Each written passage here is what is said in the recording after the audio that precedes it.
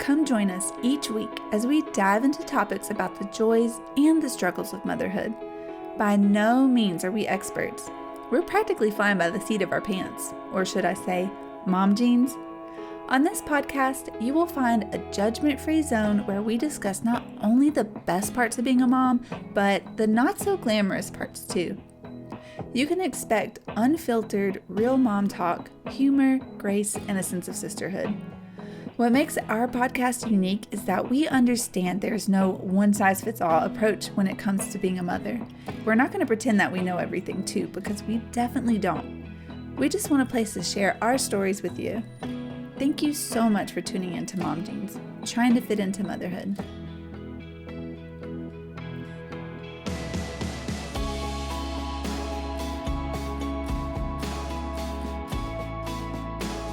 We're live. Woo-woo, Mom Jeans. Let's do it. I'm nervous. It's like a class project, and you're going to get called on. And I sweat before I get called on. And I'm like, oh my gosh. But here we go. Hey, y'all. Welcome to Mom Jeans, trying to fit into motherhood. We are so excited to take this journey with you. I'm Danielle. I'm Lisa. I'm Leah. I'm Michelle. And Mickella. All right. So on this podcast, you can expect our stories, just friends talking and just talking about motherhood. We're going to talk about pregnancy, postpartum, breastfeeding, self-care, so much, whatever comes up. We're even going to talk about the heavy stuff: infertility, adoption, miscarriage, loss, anxiety, postpartum depression, body changes, and marital changes. Not only are you going to hear our personal stories, but we're going to be interviewing moms from all over to hear their unique stories too, and how they personally navigate motherhood. You guys want me to belt a tune? Yes, please. Do it. Snoop Dogg has a pretty cool please and thank you song. If you guys want to hear that one. Snoop Dogg's kids album it bumps. It's pretty fire. High recommendation. I've only heard the Ludacris song where he's saying Llama Llama. Oh, I didn't know he had a song. Yeah, he rapped. It gets a little dirty at the end though, so he went adult version after, but It's got a good beat. So the first thing on our agenda, we are just going to briefly introduce ourselves. As episodes go on, you're going to get to know us a lot more. We're just going to give you a little snapshot of who we are and why we're here. I'm Lisa. I'm from the suburbs of Chicago originally. I moved to the University of Nebraska when I was 18 and never turned back. I have been living in Arizona now for 14 years. Crazy. I lived in Phoenix for 7, and then I've been up here for, oh my gosh, almost 7 in Flagstaff. So, and that's how I know Michelle and Leeah and Mickella. So yeah, I have 2 kids, 2 girls, and have been married for 3 years, and have had 2 kids since then. So that's me. Well, I'm Danielle. I'm from a really small town in Virginia. People that live there might not think it's so small, but it's pretty small. I moved to Maryland after I met my husband because I worked in Northern Virginia. And then currently we live in Montana. I'm a military spouse, so that was actually kind of my first big move with the military. So yeah, we're here. We've been married. My husband and I have been married for 5 years. And we have almost 11-month-old son. We have 2 dogs and a cat. I've taught PE for 10 years, PE and health and weight training and fitness classes. I got my master's in nutrition and wellness. I love being physically active and exercise, and I'm all about mental health and wellness. Oh, and of course, Mickella is my sister-in-law. Our husbands are brothers. That's how I know everyone else. Mickella really kind of got this group together. I would text you and be like, could you ask your mom friends? And you're finally like, okay, hold on. And you just put us all in a group chat. So you could take out the middleman. So that was nice. Lisa, I met you at her bachelorette party. And then Michelle at Bryce's birthday party. And then Leah, I just met you over Thanksgiving.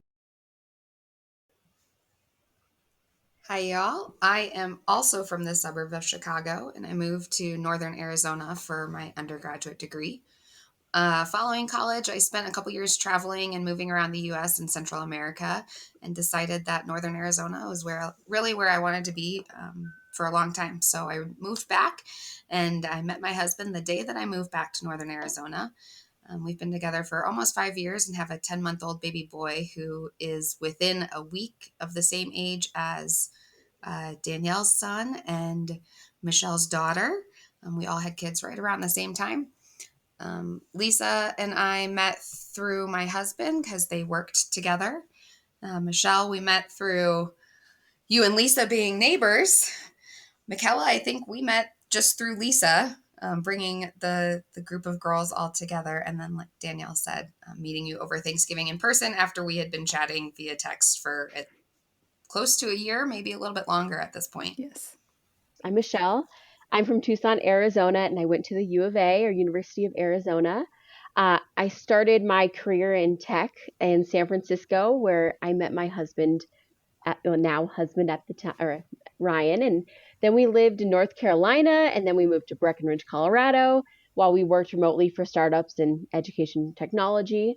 And while we were in Breckenridge, we just fell in love with mountain living. So that's what brought us to Flagstaff, Arizona. And somewhere in the midst of all that, we got married live on Zoom during COVID. And 10 months ago, we had our first child, Sierra. She is an active, spunky, sassy, and has the best belly laugh when she approves of your jokes. And as mentioned, I hit the neighbor jackpot by moving next to Lisa. We met her the night we moved in, and she had this really cute baby bump. And, we've become such good friends to the point where we've cut a hole in our fences so our dogs share a yard, and they just spend all day between houses. And weeks after moving here, she introduced me to her community of Mickella and Leeah, and the rest is history. And of course, that's where we connected with you, Danielle. So really happy to be here. All right. Last but not least, hi, I'm Mickella. I born and raised in Flagstaff, Arizona, so I get to share a community with Lisa, Leeah, and Michelle. I went to school at Arizona State University and got my bachelor's and master's degree from there. And after college, I moved back to Flagstaff and was working at a medical device company where I met my now husband. We left and moved to Washington for a couple years, but we came back home to Flagstaff. So we decided that Flagstaff is definitely long-term home. This is where we want to be. And we found this incredible community. So I think Lisa and I met, oddly enough, through our husbands were friends because they worked together at one point. And we just kind of built out this community by finding all of these awesome women in Flagstaff to join our little girls crew. And as already mentioned, when Danielle got pregnant, she needed some advice and some support, and I could not offer that to the extent that I wanted to because, spoiler alert, I am not a mom, and I do not plan to be a mom. And I'll explain why I'm still here in just a second. But I went out of my way to connect Danielle to some of the most amazing women that I knew, knowing especially that Leeah, Michelle, and Danielle were all kind of going through this journey at the same time. So why am I on a Mom Jeans podcast if I'm not even a mom? Well, I don't wear mom jeans. I'll say maybe I wear aunt leggings instead. So I come to this podcast with a non-mom perspective, hoping to have the opportunity to share my life as an aunt to all of these amazing kiddos. And I hope that I get the chance to ask some burning questions to all of my girlfriends about being a mom and challenges and things that I will never understand as not being a mom. So excited to be here and talk about these amazing women and all of the awesome kiddos that they are raising.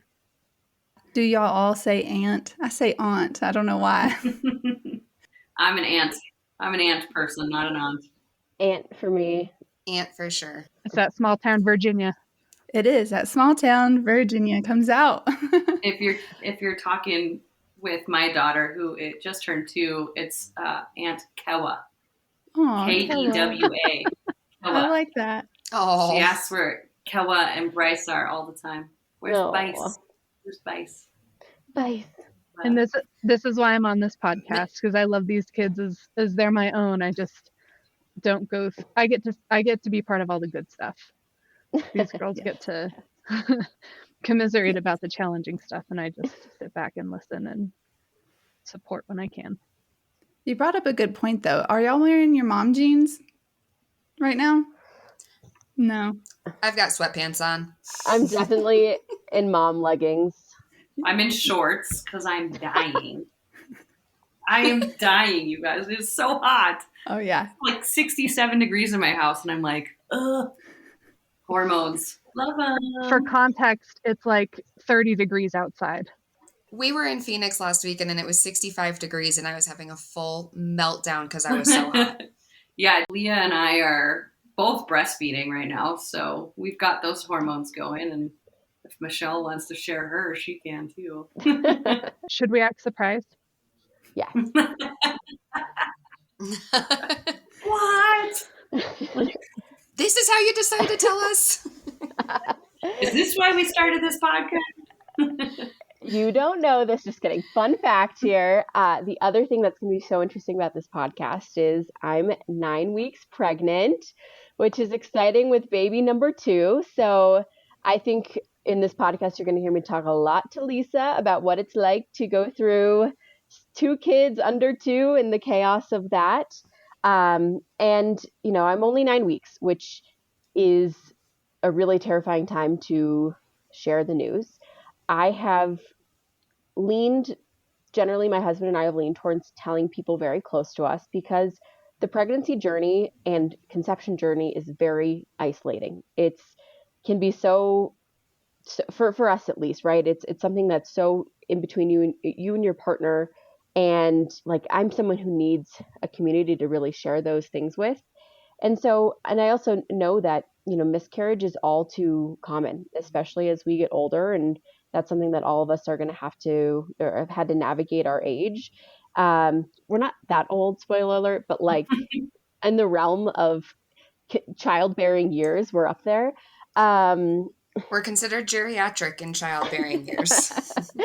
But anyways, it's something that, it carries a lot of weight, a bit of anxiety when it comes to what this first trimester is like, to see if it goes well. So it's something that happy to share, and we'll continue to share the good news and bad news if it happens, because it's something that's so a bit taboo in our society that we have, it's don't talk about it. We have to keep it silent. It's something that so many women navigate the stress of this first trimester while being sick and while going through all these hormone changes. And it's important to navigate that together. So fingers crossed the next few weeks go really well, and then hopefully we'll be in a good position. But, if not, I have this community and many others. Yep. And we'll be here to support you through every step of whatever happens. Yes, thanks for sharing. And I agree with you with that. We told my parents and my husband's parents probably like 4 or 5 weeks, like what we had just found out, because my thought was, if something did happen, why should we go through that alone when our family went to be there and support us? So that's awesome. We told everybody, the majority of everybody, the day that we found out that we were pregnant. We had a much different journey getting to that point. But as soon as we found out, and I'll never forget that Lisa busted me via text. I wanted so badly to tell her in person, because she had been along the journey with us for the 2 years prior. And she called me out via text and said, "Are you pregnant?" I said, "I wanted to tell you in person," but it was the same day and I couldn't hold it back anymore. The only reason I didn't tell Mickella and Michelle that same day was because we had a friend's wedding coming up Friday, and I didn't want to steal anything away from our friend's wedding.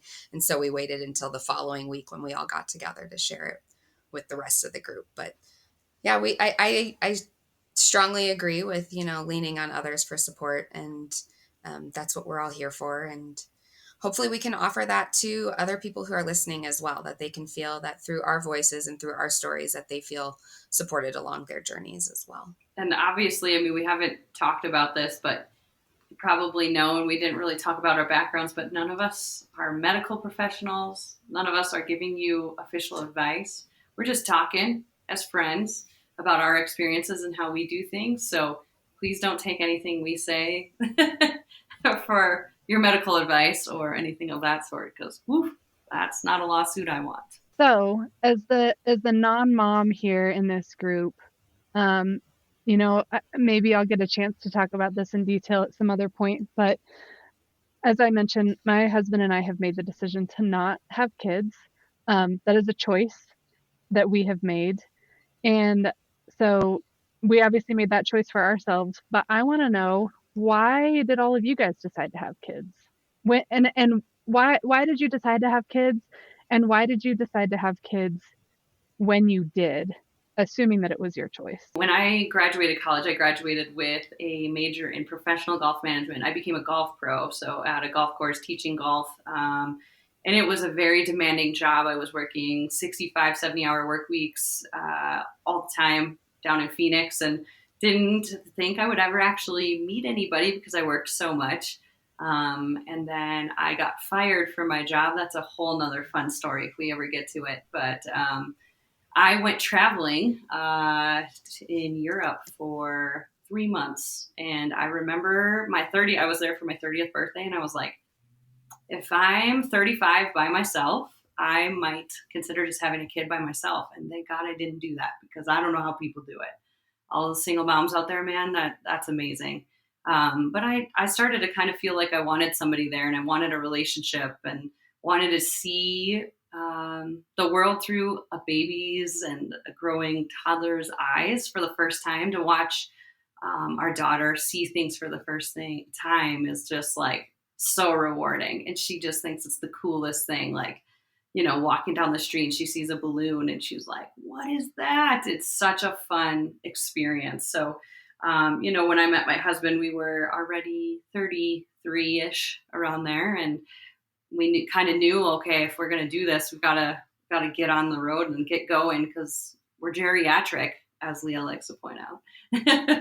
So we decided to start trying. And, we've had plenty of friends who've had issues getting pregnant on their own. So we decided to get trying, and it took us about 6 months with Hannah. And then our second daughter, we decided when Hannah turned about 7-8 months to start trying, just because I'm 37 now, and I was just afraid it may take a little while. So so that's kind of where our age separation is pretty close together. They're 21 months apart.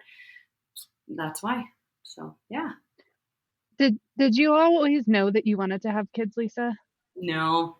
Yeah, I mean, it's interesting. So I did not. I didn't think I would be. I think because of my relationship with my mom, it's mostly been good, but we've had some rocky times. And I'm like, man, is this the right thing for me? Do I want to bring a kid into this world? And then when I met Brandon, of course, mushy, but I was like, yep, we're going to have kids. Yep, he's the one. He can raise a kid with me. So, yeah. No, and what about him? Was he all on board with kids right off the bat? He thought he wasn't going to find anybody. He was going to go live in the North Woods of Michigan and live in isolation. So, he didn't. Definitely not. What was it that you think got him on board? Me, obviously. Just kidding. I think he saw a lot of people that he loved and knew and had kids, and how rewarding it was to have kids and to watch them with their kids.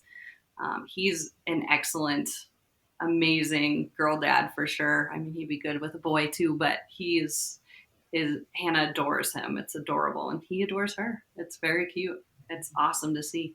What about you, Michelle? So when I think about my life, like I don't feel like I was put on this earth to be strictly a mom. And I say that because I am there's so much of me that I've been trying to explore in life and exercise. But, so growing up, I always thought I had the mom gene, to use our pun there, and I thought that would be part of it. But I was also kind of open to that not being the case if it didn't work out for whatever reason, for conception issues, for my partner, it would have been, I think I could have made it work either way. And then it was actually a conversation with my dad that made us turn from a moment. Like, I have a lot of, why and why nots, which I'll get into in a minute, but like this conversation I had with my dad, who's not very profound sometimes, but he also brought up this amazing topic. He goes, Michelle, I think we need more good people in this world. And I think you and Ryan could raise a really good human.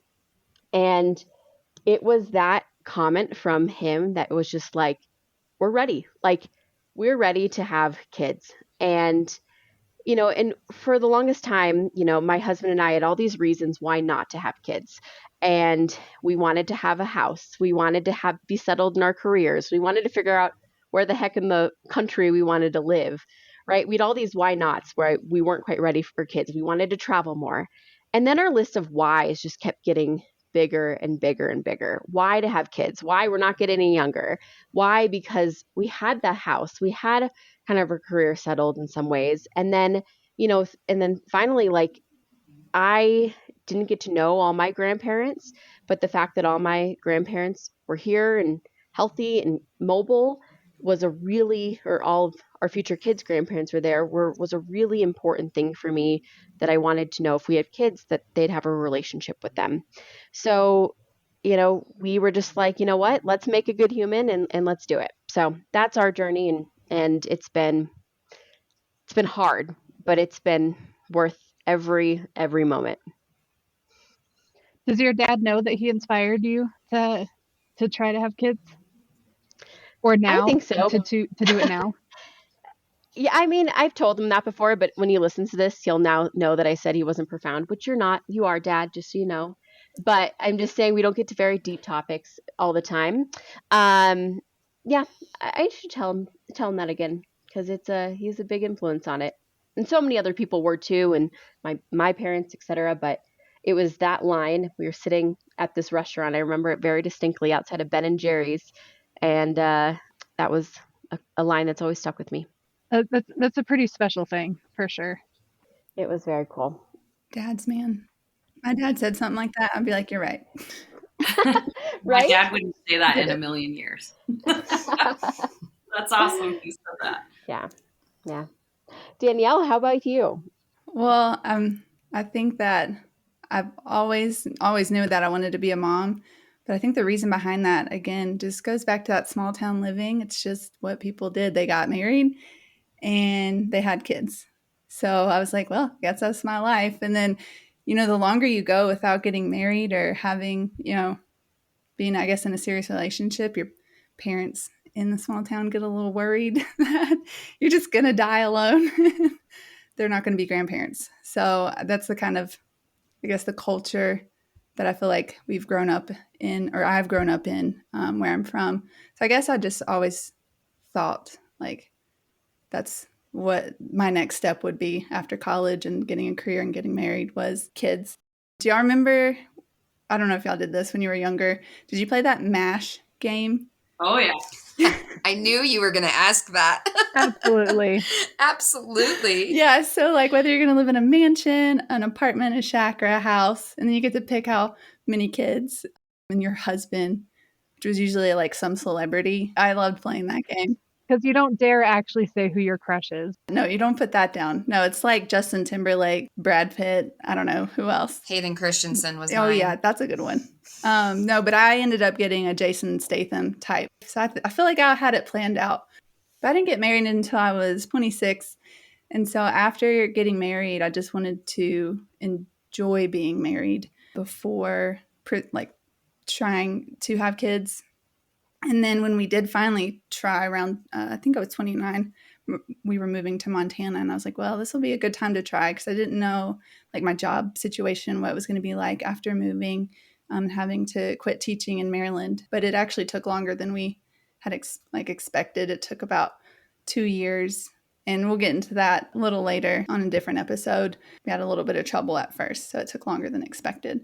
My husband actually didn't want to have kids, and we had this conversation before we got married, which I think is a very important conversation to have before you get married, because I never want to change someone's mind on that kind of topic. And I've seen relationships ruined over thinking someone could change their mind on children. When we had that conversation and I was like, do you want to have kids? And he said, absolutely not. And I'm like, oh, I was like, well, I love you a lot, but I never want to change your mind on this, because it's a really serious conversation. I know I want to have kids, not now, but eventually. And he started backtracking and said, no, kids are fine. I'm like, no, you got to think about it for about a week, and then we'll come back and have this conversation, because it's just, we can't keep moving forward if not. So it was a hard conversation we had, and he came back, he's like, I just never thought about it before. And to be honest, probably a lot of guys, I'm not saying all guys, but not a lot of guys really think about that until they're kind of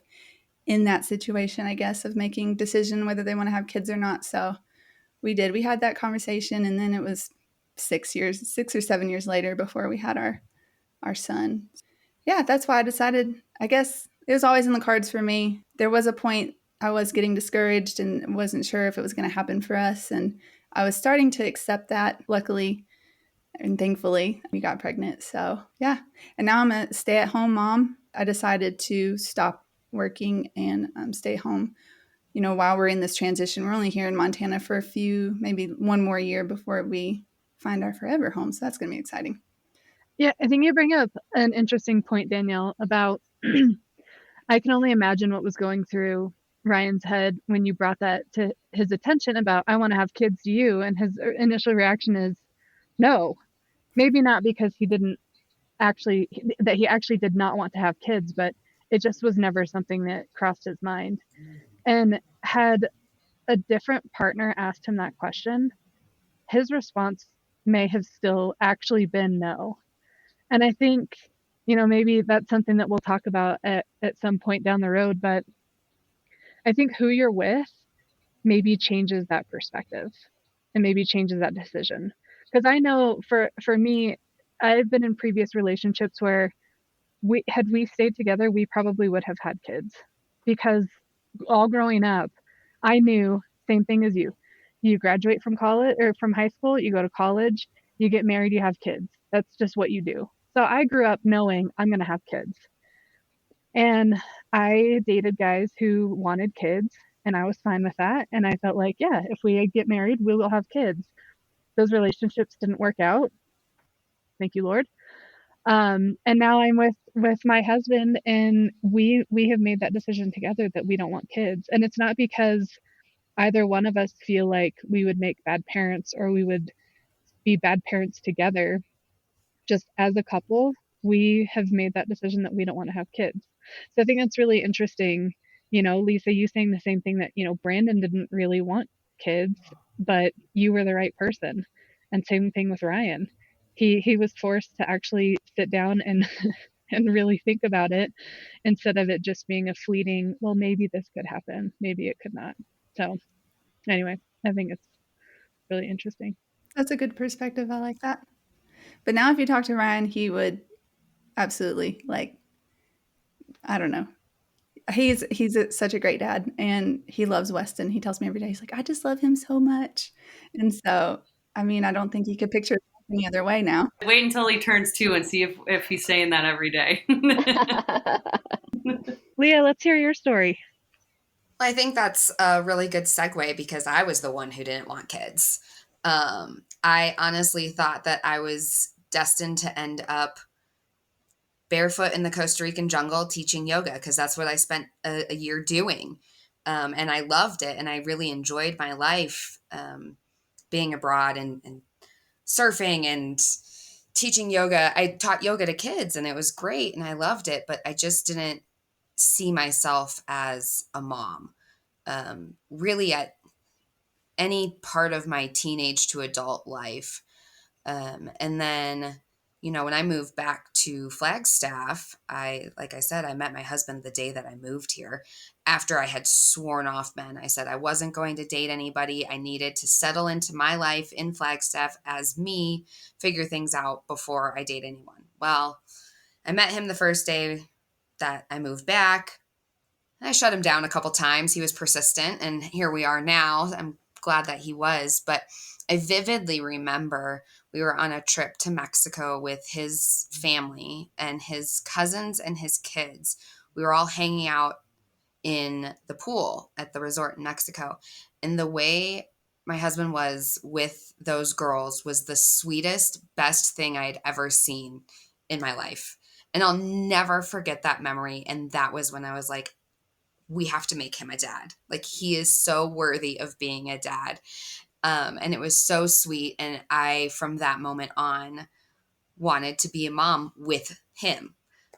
Like you said, Mickella, like it was the right person who had convinced me and changed my mind without him really even knowing that he had changed my mind. We had the discussion before we got engaged that he wanted kids, and I was really on the fence about it. And that trip to Mexico was the trip we ended up getting engaged on, but that moment was before we did get engaged. And it was so sweet, and he's the best dad. It took us a long time, a lot of heartache, a lot of struggles. We did end up doing 2 rounds of IVF before we got our sweet little baby boy. But he's been worth it. He's been amazing. He's such a sweet, fun kid. And I wouldn't change it for anything. I wouldn't change the heartbreak. I wouldn't change the challenges, because somebody once reminded me as we were struggling to get pregnant that each egg, each month that passed would have been a different baby. And now I think about how amazing our son is and how perfect he is for our family. And so it's that makes it a little bit easier to process with sometimes. Can't wait to dive into that story someday. Yeah, that one's a long one. That one's a lot. I'm curious, like, did anyone have influences in their decision for better or for worse? Mickella, I know that we've all asked you on the side, or in conversations about, your path and your decisions, which we respect tremendously, but, also had questions about. And then, but I'm just curious generally, like if anyone else had major voices in their head that kept them pointing one direction or the other when, we all try to listen to ourselves and our core and our conversations with our partner. I think for me, I can't say that this is an obvious influence for me to not have kids, and it's definitely not a shared experience that my husband has exposure to, or I guess direct experience with. But my parents got divorced when I was very young. I think I was about 9. So just old enough to really understand what was going on and to see the emotion and the heartbreak, and the anger associated with it, and to see how it impacted myself and my sister. And while I've never really thought that, or I guess I've never really pointed to that as a reason to not have kids, I think maybe deep down there's some aspect of truth there that it's kind of a protective mechanism against a kid that doesn't exist. So I don't know. I think that maybe that could be looked at as an influence. I've had a lot of influences on why I should have kids, which feels amazing. Lots of positive reinforcement that I have not asked for. That my husband and I would make great parents. From anywhere from you guys to our parents, especially my mom. But at the end of the day, it's our decision, and for all of the reasons why we would consider having a kid, the number one reason of wanting to have a child isn't at the top of the list. And to me, that's really important. If you're going to bring a kid into this world, by your choice, that you should want, that should be priority. So I don't know. You take that for what it's worth as an influence or not, but that's where we stand. What about you, Michelle? I do think just society as a whole, right? And just all of us are kids. We all came from parents. It's just, and biologically, like, I think us as, organisms were meant to reproduce, right? Not meant to, but have the capacity to do so. Another, like, one of my profound moments in life, I remember being in biology class and studying the reproductive process and just being mesmerized by how cool it is that we can reproduce. The fact that I had a human in me, that, most of us have had humans in them, and now they're, crawling around this earth, is just pretty crazy. Um, so I think, like, I was really lucky to have a lot of family and friends who were not very pressured. It didn't pressure us a lot to have kids. I think they knew if it was right and it was meant to be, it would. Um, and so that was really nice. And one of the tactics we used, not that anyone needs it, but I do hear a lot, like, people are like, all my grandparents and aunts ask for what, when you're going to have kids. I said, we're not even going to think about it till we're 30. And it gave us the space to be like, we were like, we're just going to put it into this next decade. Don't ask me about it or until that phase. And people really respected that. So that was a nice way to do it. So I think a lot of it just came down to kind of what Leah said too, just seeing my husband with kids and seeing what a kid he is himself, and just wanting to have us together. That's like the coolest part for me, is that, like, our child is a combination of the two of us. Um, was like the biggest influence for us besides other people. So I think we luckily had the space to kind of really have the influence ourselves. I was just going to say, to jump in, that would be a really good topic to have, both from our perspectives, but also Mickella's, of how to handle the question, Mm-hmm. when are you having kids? Oh, why aren't you having kids? And Leah, I'm sure that couldn't have been easy for you when people would ask that to you. Totally. And like, even our parents, when they found out that our second, Aubrey, was a girl, they're like, oh, so you're going to go for a third to have a boy? And it's like, hey, she literally is fresh out. Well, I get that question all the time of, when are you going to try for a second? And I've had to find my way navigating that in a delicate manner, because it's probably not in the cards for us. Like, the reality of it is that it is very, very, very, very unlikely that we will get to that point. So there's a balance between, I have to protect my heart from if that's something that we really want, I have to be realistic and protect my heart in some element. Um, and then I know people are asking it out of the kindness of their hearts, and it's because they see that our son has brought us so much joy, that they think that we want to double that. But the reality of it is, right now, I am enjoying our son so much, just him as he is, that I right now am not interested in doubling that. I'm not interested in bringing another kid in right now, because I like what we have right now. And if we get pregnant naturally, it's a miracle, and that baby's absolutely meant to be here. And we've talked about that. We're not going to do anything to try and stop that from happening, but we're also probably not going to pursue going down the path of IVF again. So, and we'll see. Things may change. My new employer has incredible benefits that could provide us the opportunity to go down IVF again if I wanted to, if we wanted to, excuse me. But as anybody who has dealt with fertility struggles knows, it's very taxing on you emotionally and physically.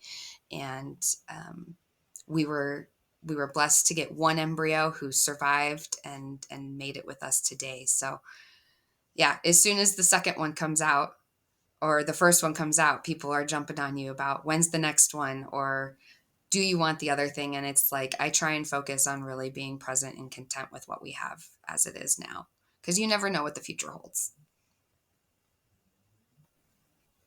I understand that. My whole family, they're like, now you're married, when are you going to have kids? The time's ticking. When people ask that question, you don't know what they're going through, whether they're having fertility issues or what's going on. I try not to ask that question to people. Oh, are you going to have kids? Because you just don't know. Ryan and I were trying for 2 years. We didn't have to go the IVF route. We did have to do some fertility testing and then had to take medicine to help ovulate. But still, it was tough when people were like, "Are you having kids?" We're trying. Not like I wasn't trying to be offended, but when you get asked so much, it's just like you said, taxing. There's just so much pressure when you are a mom and what we should be doing or what a mom should look like or all the things. And that gets really overwhelming. And it made me think about our podcast name, Trying to Fit into Motherhood, because society tries to put us in this box and motherhood is not one size fits all. Luckily, there's different sizes of mom jeans, so we can fit in it however we please. So I really kind of like our play on words there. Different sizes and styles. Yes. Danielle, I kind of want to, keeping with the mom jeans topic here, pull on the thread of something that you said about motherhood, and it doesn't look the same for everybody, and it doesn't wear the same for everybody. So I'm curious, I want to hear what all of you guys expected out of motherhood before you ever had kids. So try and go back to pre-kids when you were, had made the decision, yes, I want to be a mom, talking with your partners to decide to have kids. What did you expect motherhood to be? That's a tough question. I don't know what I expected, to be honest. It's funny to say that now when I complain about my 2-year-old, but I expected it to be a lot harder than it was. And this will be another episode we'll go over, but I went through like a total mental breakdown before Hannah, our first, was born of like, what did I do? I ruined my life. I'm never going to be able to do all the things I've wanted to do. I traveled so much before her. I'm never going to be able to go camping again. I'm never going to be able to do all of these things.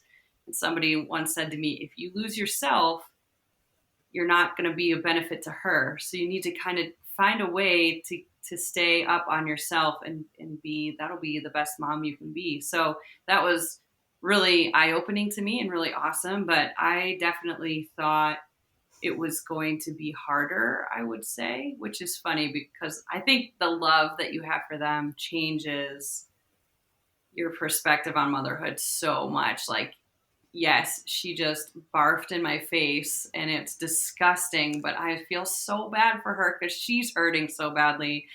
Okay, whatever. That's disgusting, but it's way more bearable than, what you would have ever imagined. And I cannot picture my life any other way than being a mom now.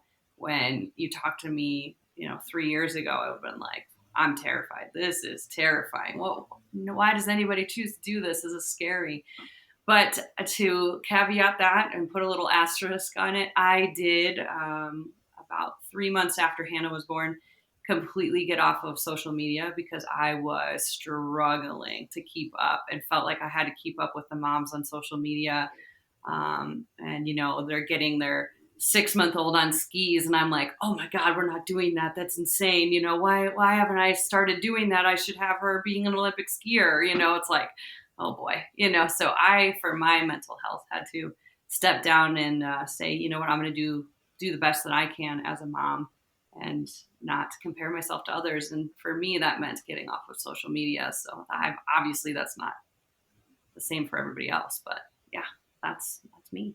I spent the last month of my pregnancy in a full-blown meltdown, in a terrible mental headspace for similar reasons that Lisa mentioned. I thought for sure that I had ruined my life, that I wasn't ready for this, that I still saw my life as a barefoot yoga teacher in Costa Rica. And it was a really, really dark time for me. That last month of pregnancy was really hard. And I thought once he came out, it was going to be a lot more difficult. I thought motherhood was going to look a lot like what it looked like for my mom, but I'm realizing that I'm not my mom and that my mom faced struggles that I'm not facing. And her health impacted a lot of my childhood and a lot of who she could be as a mother. And so I thought that I was destined for that. But each day that goes by, I realize that I'm not, and that I'm finding ways to be present and enjoy it and get through the gross stuff, like the amount of times I snot suckered him today, and having to do that while on a work call today. So, there's the highs and the lows, but we get through it. And I think that this group, all of you, have helped with so many things in that. And I don't know that I would be as successful as a mom without you guys. I was telling somebody that today, that, I'm so lucky to have you in my life and to text the group or to text one of you. I mean, today was one of the roughest days that I have had as a mom, and I haven't cried like I cried today in a long time. And it's you guys who have picked me up and got me through that for so many different reasons. So I think motherhood ebbs and flows a lot more than I thought it was going to. I thought it was just going to be hard all the time. All the time. All the time that, every person who came up to us and was like, "Oh my gosh, you must not be sleeping. You must be having such a hard time." Like, honestly, I slept less when I was pregnant. We're kind of lucky in that capacity, but the last 5 months of my pregnancy, my acid reflux was so bad I couldn't lay down. So I finished Netflix. And so I all that to be said, I thought it was going to be a lot more difficult, but I do attribute a lot of my ability to navigate through these hard times with all of you, because of all of you. So I wanna hear Michelle and Danielle's response to this question too, but when you guys pictured motherhood and having kids before actually having kids, I mean, everybody says it takes a village, but was that ever a thought process of, like, motherhood looks like having a community, having a village to help me raise this kid, or at least to support me in my journey? Maybe not supporting the child, right, but supporting you as a mother as you enter motherhood. I think that's kind of a cool, unique thing from all of us here, is that we all knew each other before you guys all had kids. So we saw both pre-mom and becoming moms. So yeah, was that ever like a conscious thought of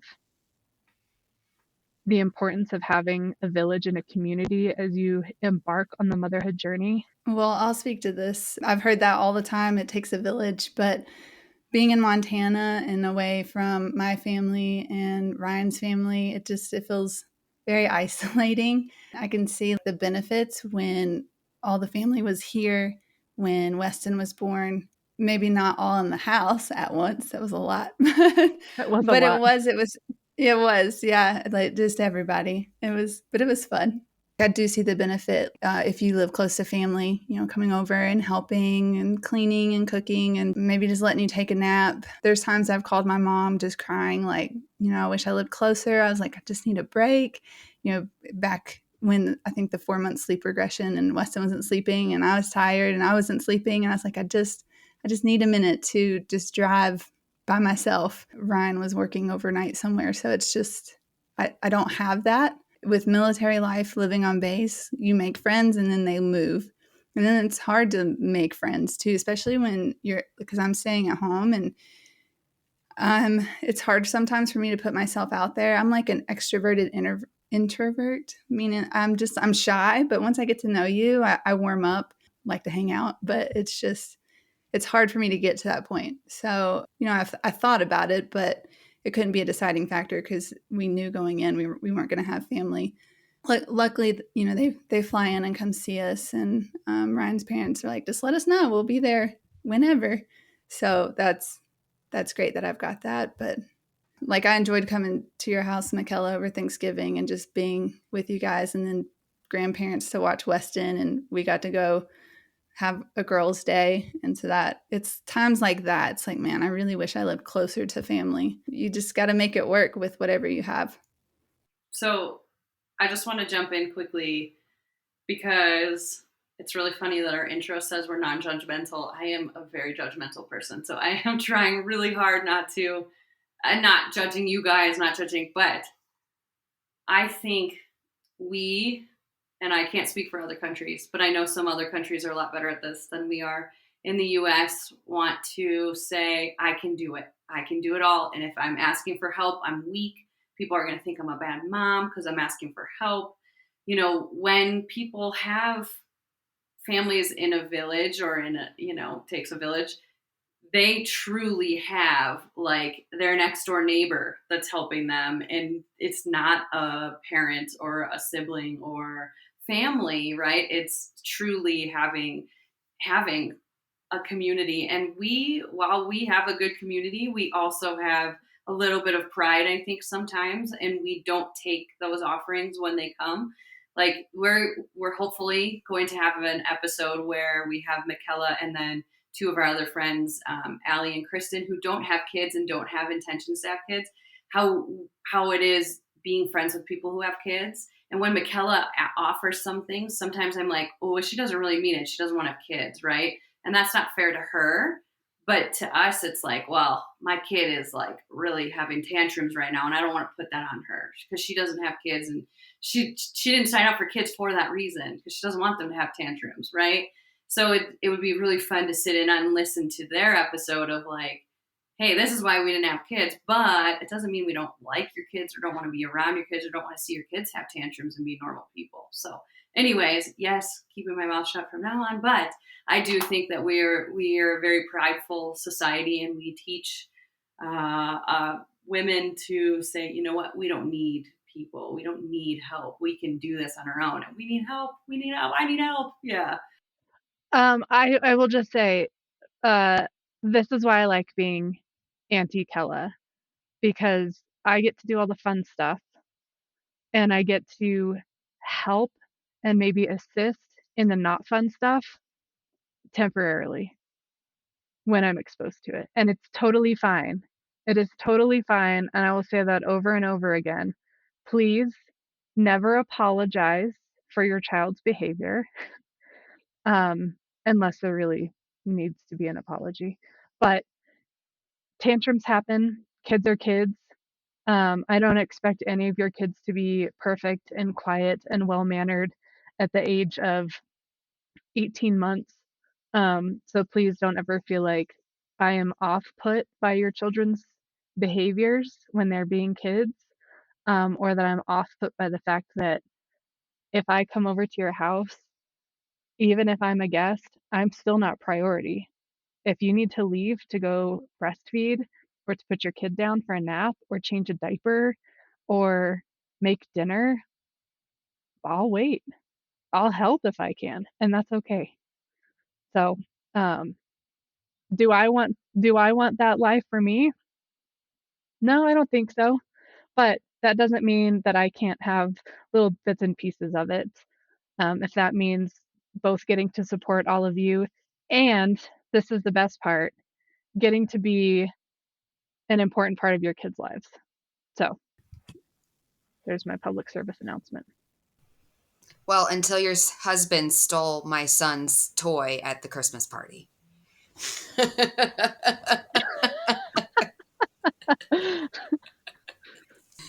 Yeah, he's going to stop getting invited to things, isn't he?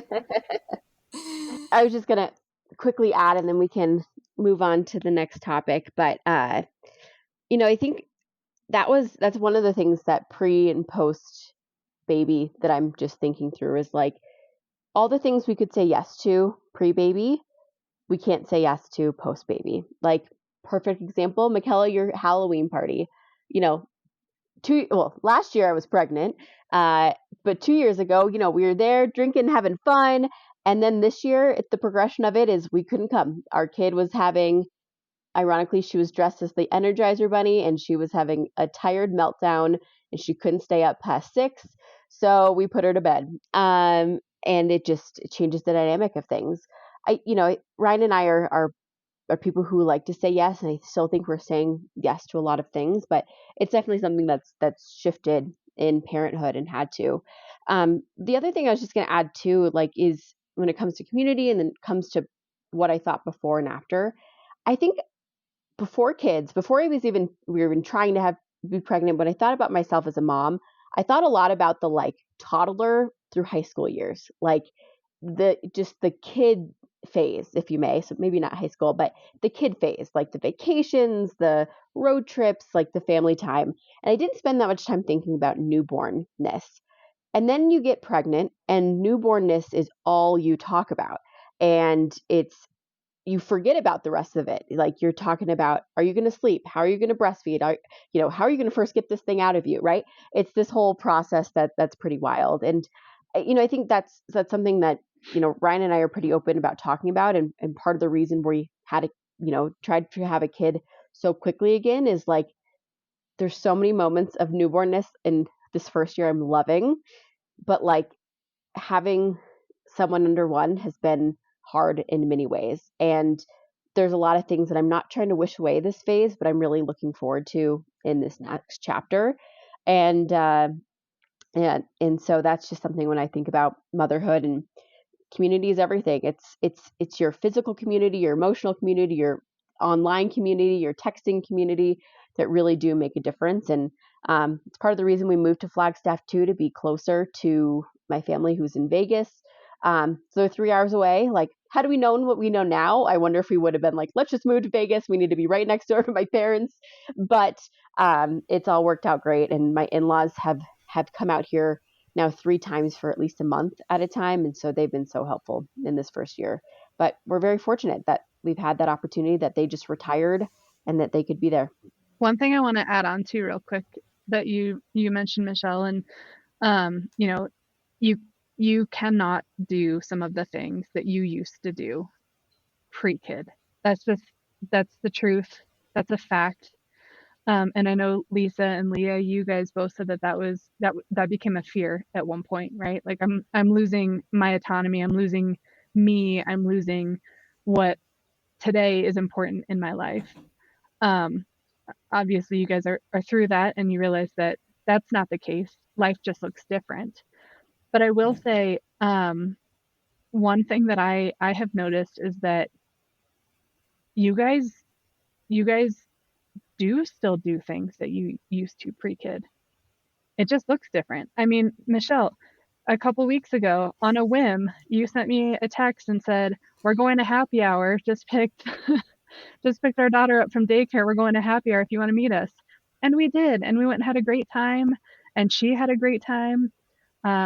She did not bring a baby into a bar. It was a hotel lobby, just for clarity. I was like, to clarify, yes. And it was short and sweet, and we made it work, and it was fantastic. And so it just looks different, and that's okay.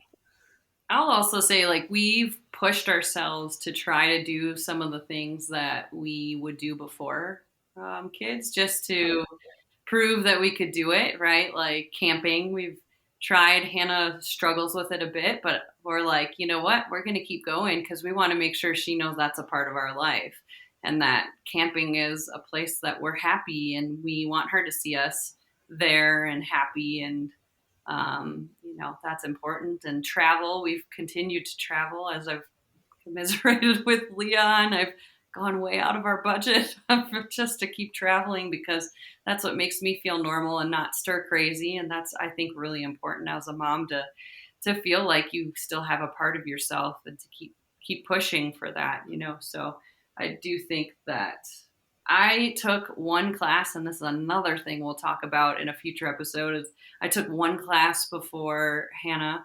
It was like a 3-hour on a Saturday Zoom, because it was during COVID kind of thing. And then one girl made it seem like your life was over, and she had a 9-month-old and she was miserable. And I was like, oh my God, what did I do? But you could tell she wasn't keeping up with herself, right? She wasn't taking care of herself. She wasn't getting out and doing things. And that's what I took from that day, other than like, oh my God, what am I doing? But, I do think it's really important to yourself and keep trying to do those things. It's not going to be the first time you go and camp with a 6-month-old at that time, but keep trying. You can do it. Yeah, the first time we took Weston camping, he was 2 months old, and it was so windy outside, so we had to keep him in the camper. And I was like, is it too warm? Is it too cold? So it was a little stressful, but we kept, like you said, at it, and also the travel too. I think he was 3 months. I'm like, we have to get out of the house. So we went to visit my in-laws, our in-laws, Mickella and I. Luckily, they live in Hawaii, because here in Montana during March, or when was it? April? It was still really cold here. It's cold. So to go, it was really nice. But traveling, I think, with an infant is a little easier now. I think Weston was 9 months, almost 10 months when we went to Virginia for Christmas. It was different. But it's funny, the things, I don't know, before being a mom and being on a plane with a crying baby, I was like, oh my goodness. Well, luckily I have headphones. I just put them on. But now it's like he's crying. I'm like, it's fine. I don't care. But the worst, I think, what bothers me the most is just people feel like they need to comment on them crying. Like, obviously, I know he was upset. You don't have to tell me. Like, just put your headphones on.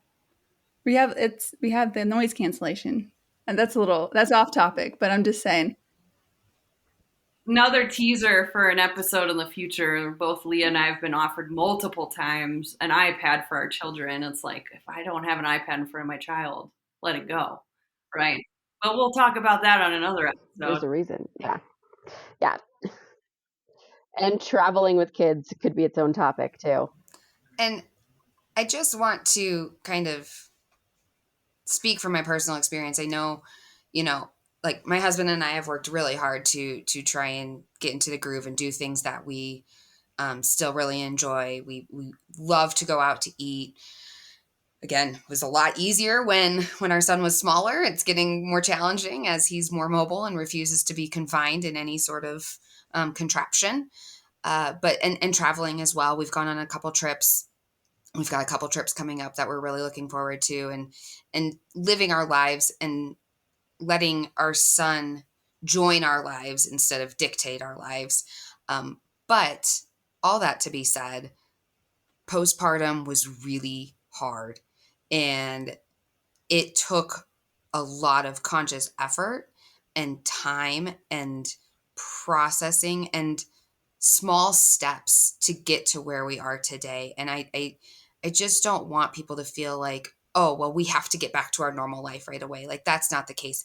I vividly remember the turning point for me was at a barbecue at Bryce and Mickella's house. It was the first time that we left the house for longer than an hour with our son.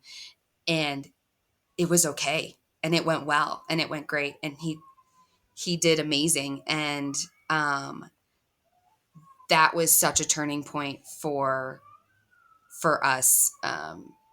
But it took a while to get there. So yes, we want to get back to our lives and bringing our babies along the journey, but also extending some self-grace and self-compassion as you work through getting to that point. Speaking of early days, do I hear a baby Aubrey crying? I was going to say, who is that? That's not Aubrey. No. Is that Wesson? I think it was a siren. I thought I heard like a Oh. police siren. I thought that was somebody's baby. too. Those phantom cries, you know what I'm talking about. Phantom cries are real. Oh my Oh gosh. my gosh, aren't they? I heard it too, to be fair. Okay, good. Everyone goes to check their Nanit cameras. Leah, it's such an important topic. Like, as your baby gets older, things unlock for yourself mentally and physically, and for your baby too. Like, the first 6 weeks, we'll get into birth stories too, I could barely even walk, right? Like, it was brutal, right? So it was, how do you like heal yourself first? And how do you understand your new normal with your child? And how do you get sleep? How do you learn how to feed? Like, especially that fourth trimester, the first 3 months, like, I describe it as the most like primal period of our lives as organisms, as humans. Like, it is us fighting to survive, both us and our child.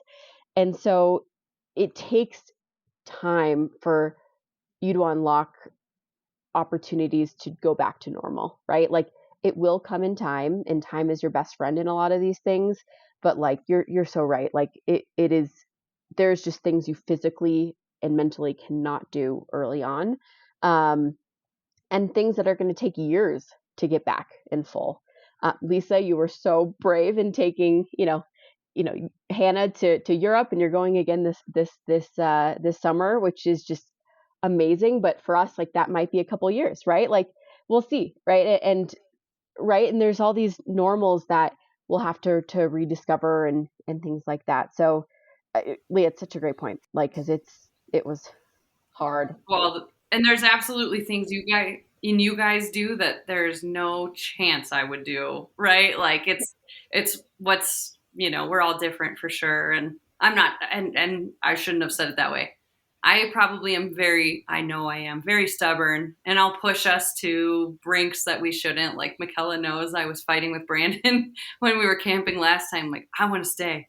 I want to stay. We will go through another terrible night of sleep with her if we have to stay. I want to stay. I was like another child of his. It's awful.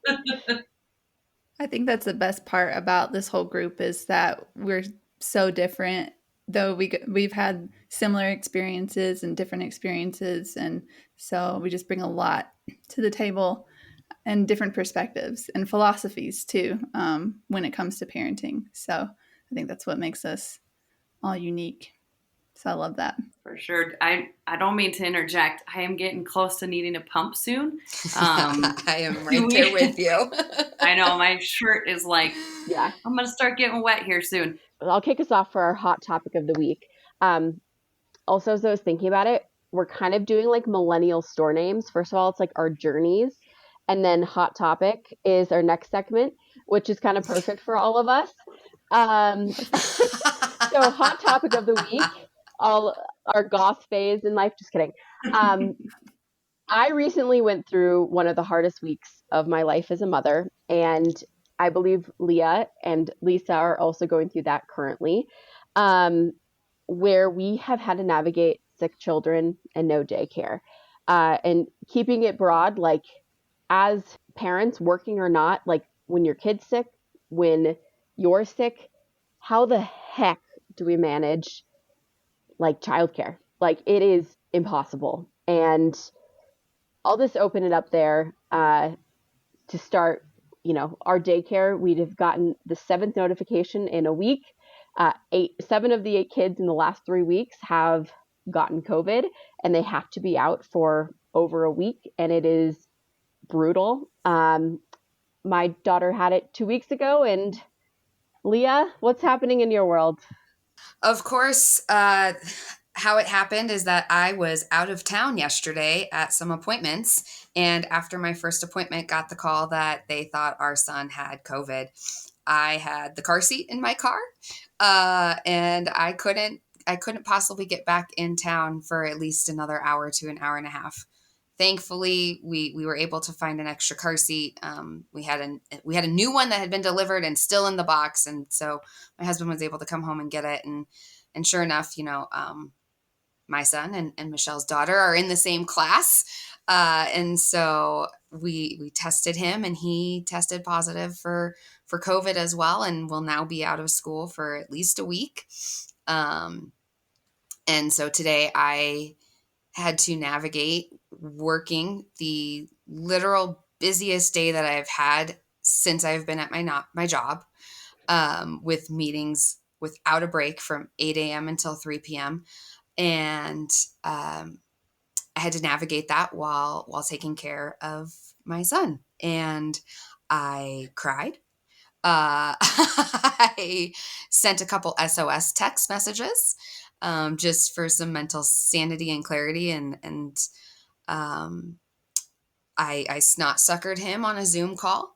I had a coworker say that say some very kind words to me, which really helped. And then I started crying more. And I don't think he expected that reaction, but I was at my complete mental capacity today. And it was one of the hardest days that I have that I have gone through. I've got 6 more days of it. At least 2 of those days I don't have to work, but my husband will be out of town for work this week, and so we'll get through it.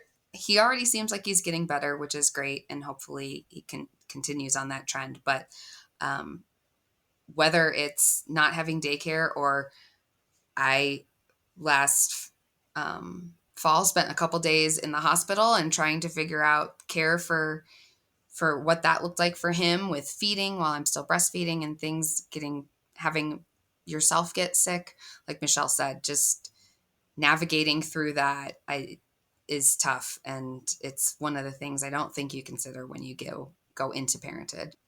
Yeah, I'm still on maternity leave for our daughter Aubrey, but Hannah had to stay home with us. So the two of them, balancing 2 of them on your own. It's luckily Brandon was working from home and popped in and out as he could with in between meetings. So I wasn't super solo, which was great. But man, it's hard, especially when they don't know they're sick. So they still are running at 1,000,000 miles a minute. And it's like, you got to slow down. You've got to relax. You need to get better so you can go back to daycare tomorrow. So yeah, it's, my daughter Hannah is at a different daycare than theirs, and our daycare is a lot looser on the rules. As long as they're not running a fever, bring them back. And you're like, I'm not going to ask you questions twice on that. I'm bringing her right back. So yeah, it's not easy. And I know, Danielle, you've had to deal with taking care of Weston when he was sick and you were sick. And that's not a fun journey either. No, luckily it was over the holidays, so Ryan had off, so he was able to step in. But I can't even imagine, and I know I'm gonna have to deal with it sometime. But if we were home, because we were at my parents' house, but having to take care of him, because I felt really bad too, but I was still, he wanted to be on me and like hug on me, and so we were both, just because we were both running a fever, it was hot. But yeah, luckily Ryan was there to help. My mom was there to help, but unfortunately we got everyone else sick too, so the whole family got sick. Ryan barely got anything. I think his throat hurt one day, but everyone else kind of got because I think we had COVID too, but we didn't end up testing. But yeah, I was there sick for a week, so being home alone would have been hard, because it's hard for Ryan to take off work. The military expects you to have a plan if your kid gets sick. It's not the military person first or takes off first. It's the spouse. That's how it works. If they're not military, or you find someone else to watch them if they're both military, it's a little tough when it comes. They say they're really family oriented, and sometimes it doesn't really seem that way. Like your family comes first, but not really sometimes. But yeah, it's such a layered thing. I just wanted to give a shout out to all moms who were like in the thick of COVID and had to do this for a year plus without childcare. Like, absolutely, like, I don't even know. I would have lost it. Like, it's just unbelievable to think through that chapter and navigating, work, relationships, sanity. Like, it's just mind blowing to me. Like, so I just wanted to shout out to all those moms, because I have a whole new respect, and I only had to do it for like a week and a half. And, my hell day was last Thursday, or 2 Thursdays ago. We had to go down to Phoenix for my husband's surgery. And long story short, Wednesday night, we looked at the weather radar, and there was a chance that all the roads were going to be closed and there was a storm. So we packed up our entire, 4 days trip in an hour, which kid packing for travel is another topic, was just absolute chaos. We hopped in the car. We both drove separately. We brought our dog, and the next day there's 2 working adults in the Hampton Inn small room with a crazy dog, if anyone knows my dog Montana, well, you all do, and a 10-month-old, and trying to just keep sane. I was crying at every chance I could. It was just in core meetings that you couldn't cancel or move. It was just a horrific day. And it's just like one of those things that is just extra complicated. And I think with COVID itself, I mean, it's a whole another topic, but it brings up its own challenge with community, right? Like, even the week we were there, we couldn't call our nanny, right, or our sitter, because we didn't want to expose her. We have no grandparents or in-laws here, and that you don't want to expose them either. And it's so challenging when like you don't have many options in a situation like Leah you're in right now. It's just hard. It's fucking hard. Can we cuss on this podcast? I think often too about like how lucky we are. Like we sit here and we're like, oh, I had to be with my kid for one day. It's like, think about single moms and people who walked out on a mom who has 4 kids, and like I don't know how people do it with 4 kids and have a nanny. It's a lot. We're super lucky where we are, but also can acknowledge that what we're going through is hard too. So, that's Totally.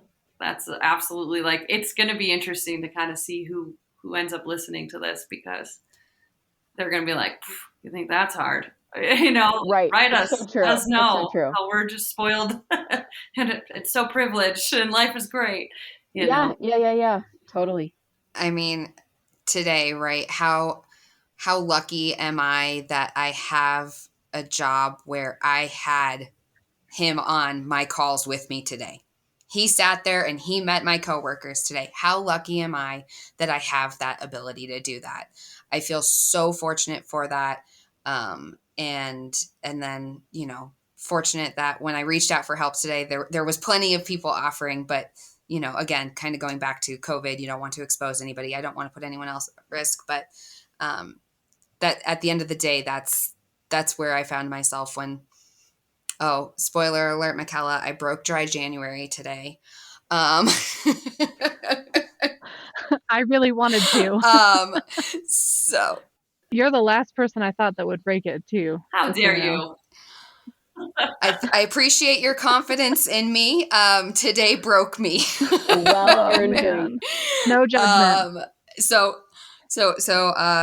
My husband came home with ice cream and wine. So Yes. I made it 24 days, and I don't know when I'll have another drink again. But as I was drinking my wine today, and as we were sitting down on the couch after dinner, it was like, how lucky are we that even though it was hard, we have the resources that we do. So yeah, perspective is hard when you're in the moment, but it's so important. I mean, yeah, people in the service industry, medical fields, like it's just I don't like, I'm at loss of how to solve some of these problems, and so much admiration, but yeah, it's hard. It's motherhood. It's hard. Well, with breaking dry January, that might be a good place to pause. I will not be able to break dry January until August, but I am there in solidarity with you. I would have not made it this long. What is your due date, Michelle? August 23rd. August 23rd. Okay. You said you're also doing dry January, Danielle? Yeah, and February. Ryan, by the way, Michelle and my husband are both named Ryan, so we're saying Ryan a lot. But yes, Ryan wants to wait until we go to Hawaii to have a drink. So February too. I don't know what you call it when you don't drink in February. Nonsense, I think. I did that last year. Whenever I did it January and February. It was a lot easier in February to do it because you were like, I've already been doing it. I'm good. Yeah, it's like a habit by that point. I feel it. I feel that way, but wine does sound so good. So good. Sounds so good. But we're doing great. I'll finish the bottle for you all tonight. Well, so here's the thing. I wanted wine so bad last night, but I didn't want to open a bottle because that's not one glass of wine. So I had a little box, like the little cartons of black box wine that I've had for way too long. And I opened up one of those and I took a sip and I was like, I want good wine. Yeah. So I poured it out. Oh, wow. Good for you. Good job. Thank you. You're so close. Saving myself for the good stuff. Yeah. If you enjoyed listening to us, wherever you listen to your podcast, you want to like it and review, maybe even subscribe, that would be awesome. So then when we have episodes come out, you'll be notified. And then also, we would love it if you would follow us on our Instagram handle. Michelle, do you want to tell us what that is? At Mom Jeans, the podcast. So at Mom Jeans, the podcast is where you'll find us. And you can always email us with questions at hello@momjeansthepodcast.com. So we're official. We're out there. Email us with questions, maybe topics you want to hear us talk about. Here soon, I think we'll have a call to action where we want you to write in some of your stories to share. When we get to that point when we start sharing our birth stories, we'd love to hear yours too. Maybe we'll even talk about the in-laws. My in-laws are great. So are mine. Yes. Because they're the same. They're the best. By the way, Ryan told his mom that we were starting a podcast, and she grabbed a pen and a notepad. And she's like, "What's it called?" and was writing it down. Oh, and she was like, "I'll have to look it up." And I'm like, "It's not out there yet, but I'll let you know when it is." So she's our biggest fan. I feel like she's the best. That is sweet. That's really sweet. And that wraps up this week's episode of Mom Jeans, trying to fit into motherhood. We hope that you enjoyed this episode. Thank you so much for listening.